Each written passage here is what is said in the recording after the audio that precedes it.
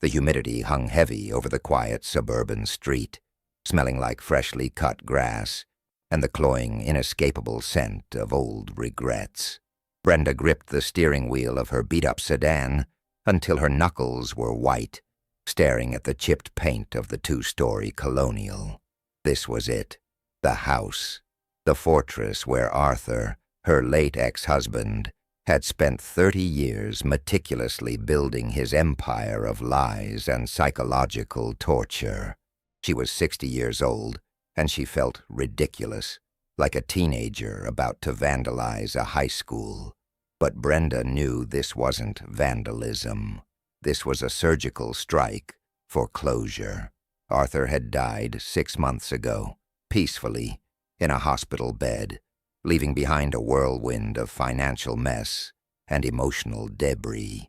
The house had been sold quickly to an investment firm, a fact she'd confirmed through tedious online searches, and stood vacant, waiting for renovation. It was the perfect, terrifying window.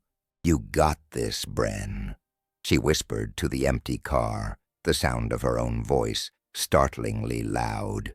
She hated the lump of fear that sat like a stone in her stomach, an involuntary Pavlovian response honed over 3 decades of living under Arthur's roof.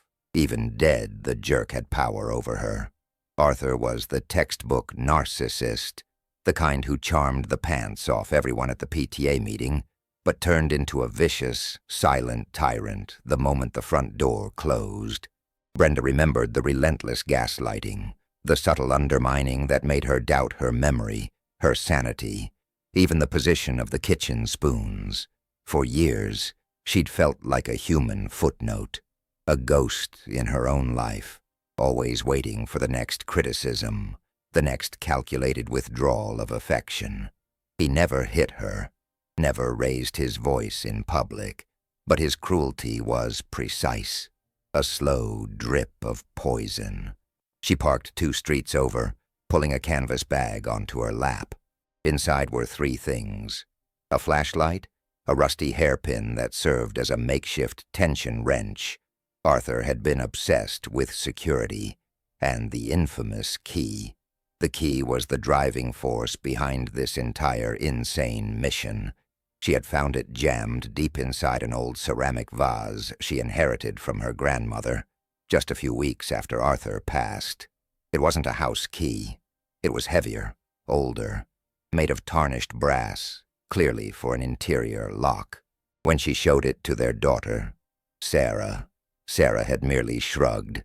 "Dad had a million junk keys, Mom. He was an old-school pack rat."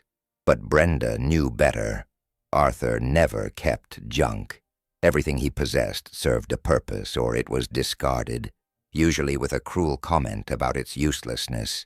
Like her own ambitions, he had always maintained one small area of the house was strictly off-limits, the rarely used pantry adjacent to the main kitchen, which he had walled off 20 years prior, claiming it was structurally unsound.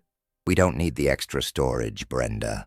Stop being such a nag about it," he'd snapped when she'd complained.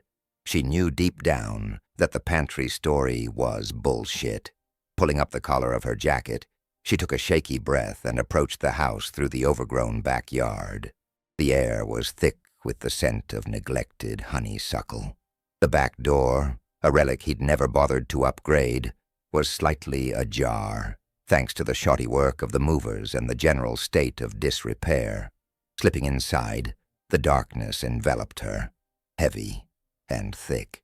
It smelled like dust, mothballs, and the absence of life, a shocking change from the constant low-level tension that used to permeate the air when Arthur was home. The floorboards groaned beneath her sneakers, a familiar unsettling sound. She felt the icy grip of panic start to constrict her chest. Get in, do the thing, get out. She navigated the familiar layout of the kitchen, her flashlight beam cutting through the gloom. The stainless steel appliances, Arthur's pride and joy, were gone, leaving ghostly outlines on the dusty counter. She reached the spot where the pantry used to be. It wasn't a standard wall.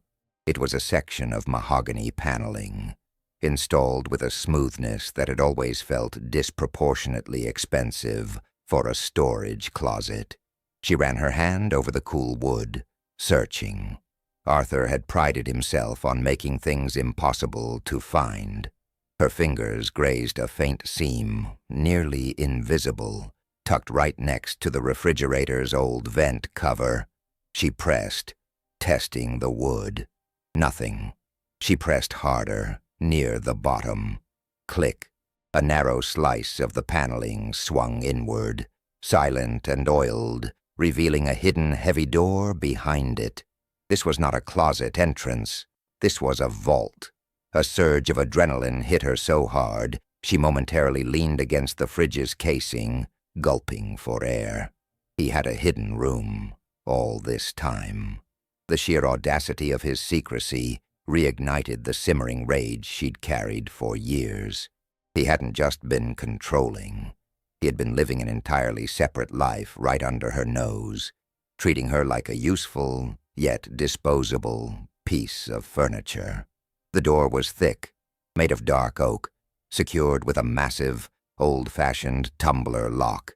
She pulled the brass key from her bag. Her hand trembled as she slid it into the keyhole. It was a perfect fit. The cold brass felt right against her fingers.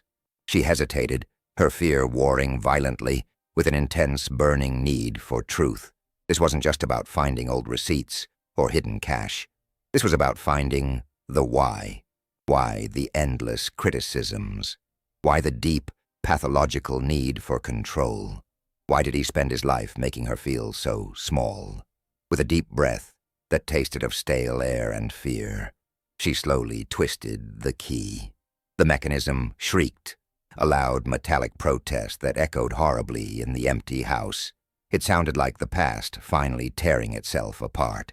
The heavy lock mechanism clunked open. Brenda pushed the heavy door inward. A wave of musty, uncirculated air rushed out, carrying a faint, unsettling odor.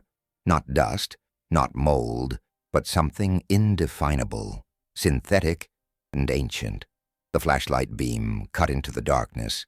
It revealed a small room entirely soundproofed, lined floor to ceiling with built-in wooden shelving units. But the shelves weren't filled with tools or canned goods. They were filled with files, binders, tapes, and stacks of photographs. Her heart hammered against her ribs, a frantic drumbeat demanding she turn and run. But her feet were cemented to the floor. She had to see. She stepped inside the secret room, the heavy oak door swinging shut behind her with a sickening thud, plunging her into utter darkness, save for the narrow cone of the flashlight. She aimed the light at the nearest shelf. The files were labeled in Arthur's precise, characteristic script. The labels weren't taxes 1995 or mortgage docs. They were names, and dates, and acronyms that made no sense. She picked up a thin, worn binder from the middle shelf, thick with dust. The cover read simply, Project Chimera, 1988. Brenda frowned. Arthur was a regional sales manager. What the hell was Project Chimera? She flipped the binder open, dusting off the cover page. The first document was an official-looking form, heavily redacted, with a stamp that read, Classified, Eyes Only. Below the stamp, in small typewritten letters, was a name she instantly recognized, a name that made the blood drain from her face, leaving her feeling dizzy and cold. Dr. Elias Thorne. Elias Thorne. That name belonged to a man who was supposed to be a fictional boogeyman from Arthur's youth, a scientist Arthur claimed had ruined his father's career decades ago. Arthur used to tell stories about Thorne, painting him as a monster, an abusive genius who had forced his father into debt and despair. Brenda had dismissed it as Arthur's usual dramatic flair for victimhood. But here, on an official document in a secret room, was the confirmation, and next to the name, a faded photograph taped to the page. It was a young Arthur, maybe 22, standing stiffly next to an older man with piercing cold eyes and a severe expression. The older man was clearly Elias Thorne, but the photo was taken not at a university or a laboratory, but in a large, luxurious, wood-paneled office. Underneath the photograph, Arthur had scrawled a note in permanent marker. The debt is paid. The burden remains. Brenda's breath hitched. This was more than just old grudges or tax evasion. This felt like a movie plot, bizarre and deeply disturbing. She dropped the binder, her attention caught by a lower shelf stacked with small plastic cassette tapes. Old school, maybe from the 1990s. She grabbed the top tape. Arthur's handwriting again, sharp and neat. Brenda, post-therapy session 12/03/1997. A cold dread settled deep in her bones. She remembered 1997. It was the year Arthur had insisted they go to marriage counseling after she'd briefly threatened to leave him. He had convinced her she was the problem, that her irrational anxiety was destroying the family. He had recorded her therapy sessions without her knowledge. Her hands were shaking violently now, her old trauma giving way to pure, white-hot fury.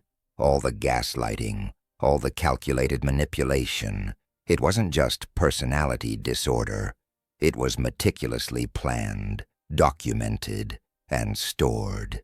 She pulled the flashlight beam across the rest of the shelves. There were dozens of these tapes, all labeled with her name, their daughter's name, the names of her friends, her mother. Arthur hadn't just controlled her. He had studied her, documented her vulnerabilities, archiving her emotional collapse for future leverage. She stumbled backward, bumping into a filing cabinet it shoved against the far wall. The impact jarred the cabinet, and a shallow top drawer slid open, revealing something that made the files and tapes instantly secondary. Lying neatly inside the drawer, nestled on a bed of faded velvet, was a small, military-style identification tag known as a dog tag. It wasn't his. Arthur had never served in the military. The tag was engraved with a name Brenda had never heard before. Agent A. Reed. Below the name, etched in tiny letters, was a date of birth that matched Arthur's exactly, but the last name was wrong. It was a different man. Brenda picked up the cold, metallic tag. Her mind raced, struggling to compute the impossible puzzle pieces. Her husband, Arthur, hadn't just been a narcissistic sales manager. He had been someone else entirely. The Project Chimera file, the secret room, the surveillance of his own family. It all pointed to a life of calculated deception. She looked back at the wall of files, suddenly seeing them not as evidence of psychological abuse, but as operational logs. The narcissism, the control, the constant fear he instilled. It wasn't just abuse. It was a security protocol. He was terrified she would discover who he really was or what he had really done. Brenda stood in the musty darkness, the dog tag cold in her palm. Arthur hadn't been afraid of her leaving. He had been afraid of her knowing. The heavy weight of his secrets was suffocating, but paradoxically, it was also liberating. For the first time in 30 years, the confusion lifted. She wasn't weak, she realized. She had been married to a ghost, a professional actor playing the role of her husband. She knew she couldn't leave with just the key and the dog tag. She needed context. She reached for the closest shelf of files, determined to uncover the whole damn story, no matter how ugly or unbelievable the truth turned out to be. The dust settling in the beam of her flashlight seemed to hold the breath of decades of lies. She was ready to inhale it all. Brenda's fingers felt stiff, almost arthritic, as she fumbled through the files. The initial fear was replaced by a frantic, dizzying need for clarity. The small windowless room, already suffocatingly hot, seemed to press in on her, trapping her with the ghosts of 30 years of lies. She shone the flashlight onto a stack of files labeled AR Personnel Files. Active, 1985-2005. She yanked the file free, sending a cascade of dust motes dancing in the meager light. Inside, the paper smelled of chemicals and age. The top document was a transfer request form. Name, Arthur J. Callahan. Former affiliation, Deep Cover, Project Chimera. New status, dormant asset. Location, Suburbia, Massachusetts. The chilling realization settled heavy in her chest. Arthur wasn't his real identity. It was his designation. She flipped pages rapidly, her eyes scanning for any hint of the truth. The story, piece by infuriating piece, began to form a terrifying mosaic. Arthur J. Callahan, the man she married, had indeed been born Agent A. Reed. He wasn't some ex-military grunt. He was intelligence. The documents were cryptic, using jargon and acronyms she couldn't decode, but the purpose was painfully clear. Reed, alias Callahan, had been part of a highly sensitive, long-term operation, Project Chimera, linked back to the mysterious Dr. Elias Thorne. Thorne, the man Arthur had always claimed ruined his father, seemed to be the key. Another file, thicker, bound in black, detailed Thorne's work. He wasn't just a bitter scientist. He was an innovator in biobehavioral modification and psychological conditioning, specializing in long-term control and strategic placement of assets. The file was filled with diagrams of brain mapping and notes on optimal environments for deep assimilation. Brenda leaned against the shelf, struggling for air. Optimal environments. That was their life. The quiet, isolated suburban home. The carefully controlled social circle. The deliberate financial restrictions. It wasn't a life. It was a containment field. He didn't love you, Bren. He needed you for cover. The cynical voice in her head sneered, but the document suggested something far darker. Her role wasn't just cover. A section of Thorne's notes, dated 1992, 2 years before they married, described the necessity of a stable, predictable domestic anchor for long-term deep cover assets to maintain psychological equilibrium and prevent drift. Brenda remembered their courtship. Arthur, handsome, intense, overwhelmingly attentive. She thought it was passion. Now she realized it was selection. She was predictable. She was stable. She was the perfect anchor for a submerged agent. The visceral pain of this revelation made her knees buckle. She wasn't just betrayed. She was engineered. Every shared memory felt poisoned. Every tender word a calculated line of dialogue. She had spent 30 years loving a man whose primary goal was to never let her see him. She pushed past the personal horror, forcing herself to be clinical. She had to find out why.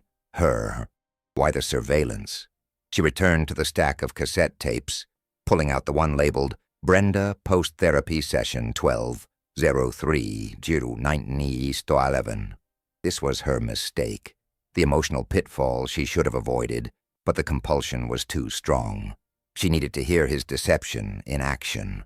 There was no tape player in the room, naturally. Arthur wouldn't risk leaving technology that could transmit outside data. She had to get out. She grabbed the binder on Project Chimera, the dog tag, and a handful of the most damning files, including the behavior modification notes and the transfer request, stuffing them hurriedly into her canvas bag. Her hands, covered in a gritty layer of dust and cold sweat, were slick, making the thin paper hard to grip. She had lost track of time. Outside, the early evening was fading into twilight. The silence of the empty house was suddenly oppressive, amplifying the frantic drumming of her own heart. She had spent hours down here, consumed by the archives of her own destruction. Dumb. This was the kind of amateur mistake Arthur would have scorned. As she cautiously opened the heavy oak door and slipped back through the mahogany panel, She heard a sound that froze the blood in her veins. A car. Not just a car passing by, but one slowing down, tires crunching on the gravel of Arthur's driveway. Panic, cold and sharp, seized her throat. The investment firm that bought the house wouldn't be sending anyone this late, certainly not without warning. This felt different, professional. Someone else knew about the room. She flattened herself against the dusty wall, clutching the bag to her chest. The kitchen was plunged into shadow, the only light coming from the faint orange glow filtering through the rear window. A key, scraped clumsily in the front door lock, not Arthur's precise movement, but someone forcing entry. Just like I did, you idiot. The front door opened with a muffled thud. Heavy footsteps, slow and deliberate, echoed through the vast, empty foyer. They weren't checking the house. They were moving with intent. Brenda scrambled silently toward the back door, her heart threatening to burst out of her rib cage. She didn't dare use the flashlight. She was halfway across the living room carpet, a sprawling dark space that felt impossibly exposed, when the steps stopped. The intruder was standing at the entrance to the kitchen, mere feet away from the hidden door. She heard a breath, then a low voice, thick with a European accent, spoke, shattering the silence. "Arthur, you really thought this ridiculous domestic charade would fool us forever?" The voice was not mournful or shocked.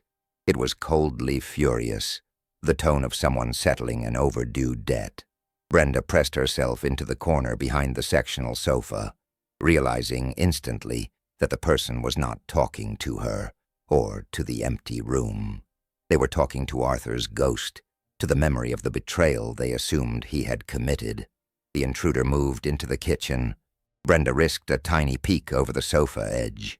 He was a large man, broad-shouldered, wearing dark clothes, his face obscured by the deepening shadows and a wide-brimmed cap. He walked directly to the spot where the mahogany paneling stood. No searching, no fumbling. He knew exactly where the entrance was.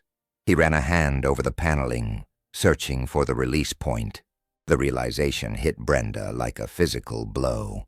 Arthur's secret room wasn't just a place for his personal paranoia. It was a target, and she was trapped between the target and the hunter. The man found the switch, and the narrow section of paneling clicked open. He reached inside and twisted the heavy tumbler lock. He clearly had a different key, or he simply bypassed the mechanism with expert skill. The heavy oak door creaked open. The intruder paused, shining a small, powerful tactical light into the void.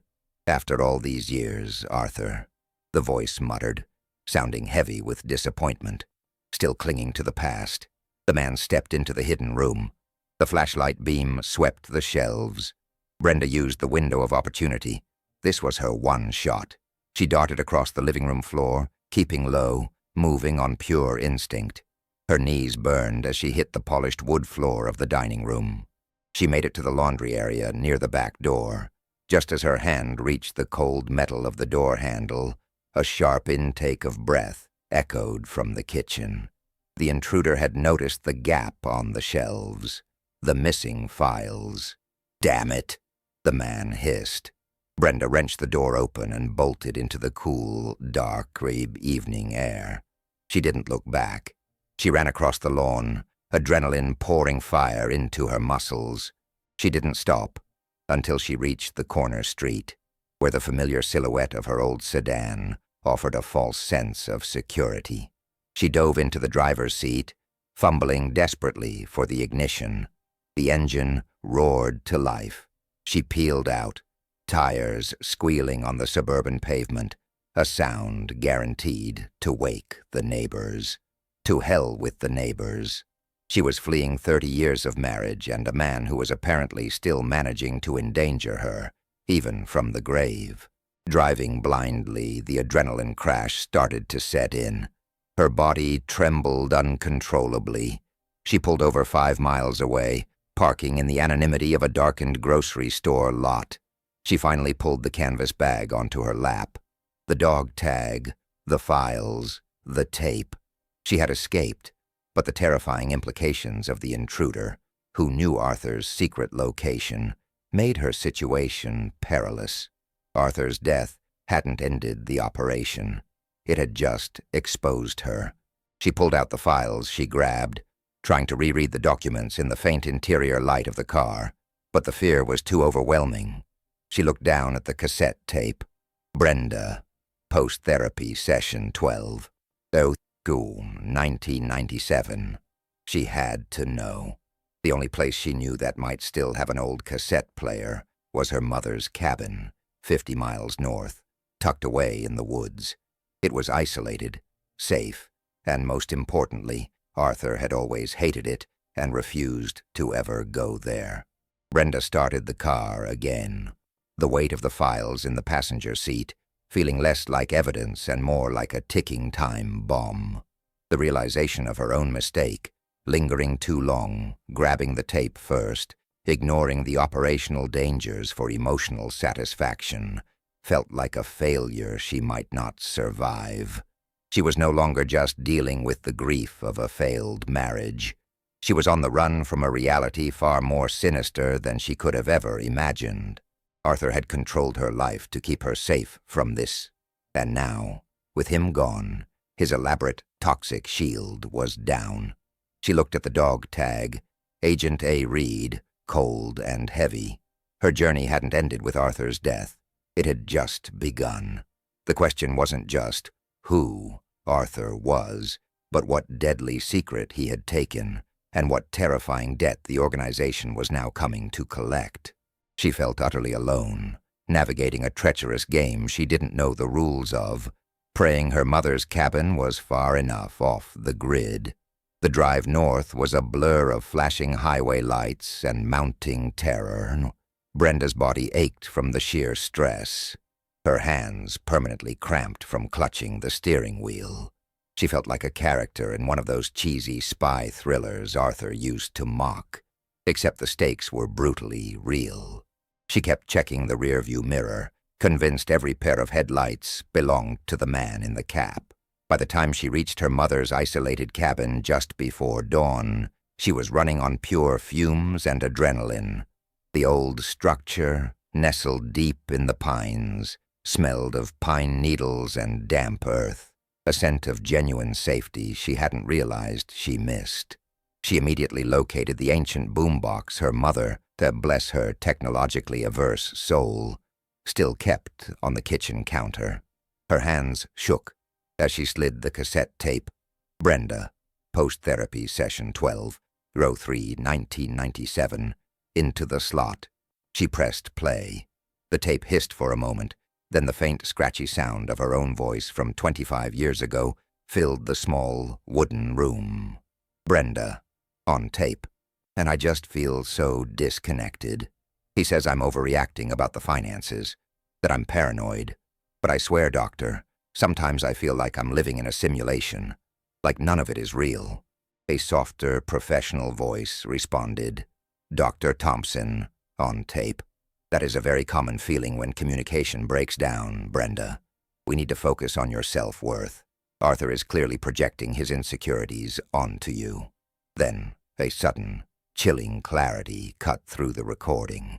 A voice Brenda knew intimately, yet sounded entirely different. Clinical, calculating. Arthur, whispering, slightly muffled. She's hitting the dissociation phase early. Adjust dosage on the evening tea. Need to reinforce the financial insecurity narrative. It keeps her focused on the house and off the documents. Brenda slammed the stop button. The silence that followed was deafening, the truth echoing louder than the recording. The irrational anxiety he'd convinced her she had wasn't a flaw. It was a side effect of his chemical manipulation. The paranoia she felt wasn't a delusion. It was her subconscious trying to break through the fog he created. He hadn't just been controlling, he had been poisoning her, slowly, methodically, for years. A wave of intense nausea hit her, forcing her to lean over the sink. The rage was gone, replaced by a cold, searing realization of absolute violation. She hadn't just been a wife. She had been a carefully managed specimen, given just enough mental liberty to function as his cover, but never enough to question his reality. The narcissism wasn't a personality disorder. It was a front. His emotional abuse was a tactical tool to maintain control and distraction. She forced herself to breathe, wiping the sweat from her forehead. This was the why of the psychological torture. But what about Project Chimera? She laid the files out on the worn kitchen table, going through them now with the tape's revelation scorching her mind. She saw the patterns. The Project Chimera binder contained notes on asset retirement protocols. This wasn't about old grudges. It was about deep cover agents who knew too much and were ready to retire. Arthur, Agent Reed, had tried to go dormant, but he hadn't fully cleared himself. He was hiding something. She found a heavily redacted document labeled Thorne's Legacy, Phase 3. The details were sketchy, but the intent was horrifying. Thorne had developed a unique data storage system, a failsafe against capture, genetic encoding. The information was stored not on a disk, but in a living biological vessel. Brenda's eyes scanned the final pages, her breath catching with agonizing slowness. One note, scribbled in Arthur's own hand on the margin of a clinical report, said, "The only way to guarantee they can never find the data is to make sure the vessel is the one thing they would never suspect, the ultimate anchor." Below it was a date, 1996, the year before their daughter, Sarah, was born. Brenda froze, the cabin's natural quiet turning into a roaring alarm in her ears. Sarah, the vessel. The sheer, breathtaking horror of the implication knocked the wind out of her. Arthur hadn't married her for love. He'd selected her for stability. He hadn't wanted a daughter for family. He'd created a biological lockbox for classified intelligence. His life with them wasn't a cover. It was an active mission. The meticulous surveillance, the control over Sarah's education, the forced distance from her friends. It wasn't protective fatherhood. It was asset management. Sarah wasn't just his child. She was the central piece of Arthur's lifelong double cross. Brenda clutched the dog tag, feeling its cold metal bite into her palm.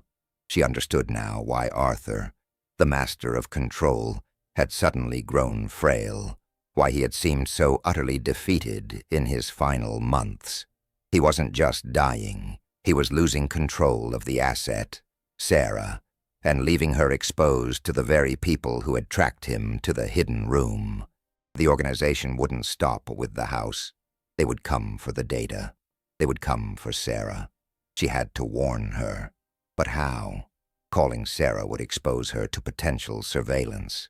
Arthur had taught her caution, even as he abused her with it. She opened the final file, the transfer request. The date was 2005. Arthur had been trying to formally dissolve his status as an asset and had petitioned for full civilian cover. His request had been denied. The note at the bottom was stark. The debt remains, Agent Reed. Until the information is liquidated, the asset, SC, is considered active, SC. Sarah Callahan. A plan, desperate and raw, began to formulate. Arthur, the master manipulator, had spent 30 years controlling her, but in doing so, he had inadvertently trained her in the arts of patience, observation, and meticulous planning. She knew the mind of a professional deceiver better than anyone. She pulled out her phone, immediately turning off its GPS and data, a trick Arthur had taught her under the guise of saving battery life. She had to communicate with Sarah without digital trail. Brenda remembered a small, obscure safety deposit box Arthur kept in a bank 20 miles from the city, one he accessed once a year under the guise of an old investment club meeting. He had given her the key years ago. telling her it was for emergency travel documents, but warning her never to go near it. She realized now that the warning was the real security measure. If Arthur was truly trying to protect Sarah, he would have left the ultimate failsafe where he knew only she, Brenda, would look, and only when he was gone. She left the files, the tapes, and the dog tag at the cabin, securing the room. She couldn't risk carrying the physical evidence, but the knowledge was now encoded in her mind. Driving toward the bank, the anxiety was still a knot, but it was overlaid with a granite-like resolve. She wasn't fleeing anymore. She was moving with purpose. At the bank, the clerk was bored and polite. Brenda presented the small nondescript key and her ID. The box was thin, labeled with a 4-digit number. Inside, there was no cash or jewelry, just a single, sealed envelope marked with Arthur's handwriting. "If you are reading this, I failed." Brenda's hands shook as she tore the envelope open. Inside was a flash drive, the modern equivalent of the cassette tape, and a single sheet of paper. The paper was a handwritten note from Arthur.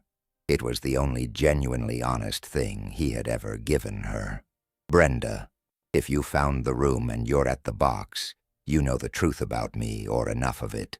I was a weapon used by Thorn. I inserted the data into Sarah when she was born, believing it was the only way to save her life. Thorn claimed the data would destroy the host if removed, and the alternative was execution. I became Arthur Callahan to protect the vessel, not because I loved you, but because your stability was my shield.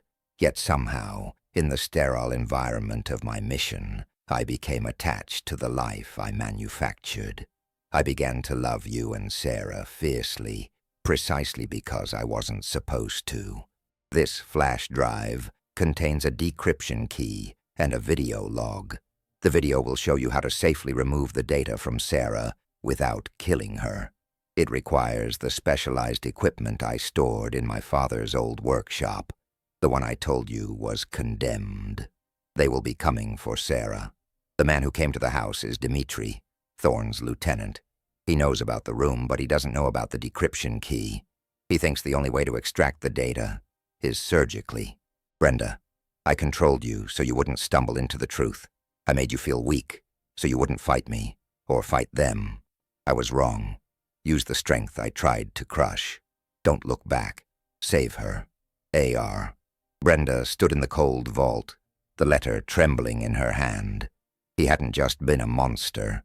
He had been a terrified monster trapped in his own prison, using her as a human shield, and then falling victim to the very normalcy he was meant to despise.